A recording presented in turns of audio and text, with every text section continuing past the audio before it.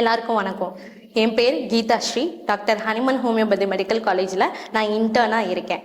இன்னைக்கு நம்ம நாப்கின்ஸை எப்படி ப்ராப்பராக யூஸ் பண்ணுறது அப்படின்றத தெரிஞ்சுக்க போகிறோம்.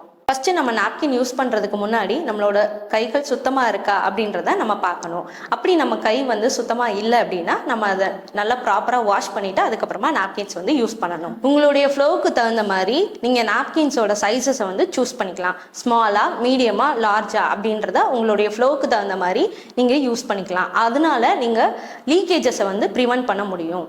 உங்களுடைய பீரியட்ஸ் டைமில் கட்டாயம் 6 மணி நேரத்துக்கு ஒரு தடவை உங்களோட நாப்கின்ஸை நீங்கள் சேஞ்ச் பண்ணியிருக்கணும். பீரியட்ஸ் டைமில் பிளாஸ்டிக், சிந்தட்டிக் நாப்கின்ஸ் யூஸ் பண்ணுறதை விட காட்டன், ஆர்கானிக் நாப்கின்ஸ் யூஸ் பண்ணுறனால நம்மளோட மென்சுரல் ஹைஜீனை நம்ம மெயின்டைன் பண்ண முடியும். மென்சஸ் இல்லாத நாட்களில் நம்ம நாப்கின் யூஸ் பண்ணுறதை தவிர்க்கிறதுனால நமக்கு இன்ஃபெக்ஷன் ஆகாமல் நம்ம தடுக்கலாம். நாப்கின் யூஸ் பண்ணதுக்கு அப்புறமா நம்மளோட நாப்கின்ஸை ஒரு நியூஸ் பேப்பரில் நல்லா ரேப் பண்ணி அதை நம்ம செப்பரேட்டாக வச்சுட்டு நம்ம தூய்மை பணியாளர்கள்கிட்ட அதை சொல்லி நம்ம யூஸ் பண்ண நாப்கின்ஸை நம்ம செப்பரேட்டாக எடுத்து கொடுக்கணும். நம்மளோட மென்சுரல் ஹைஜீனை நம்ம மெயின்டைன் பண்ணுறது ரொம்ப முக்கியம். தேங்க்யூ.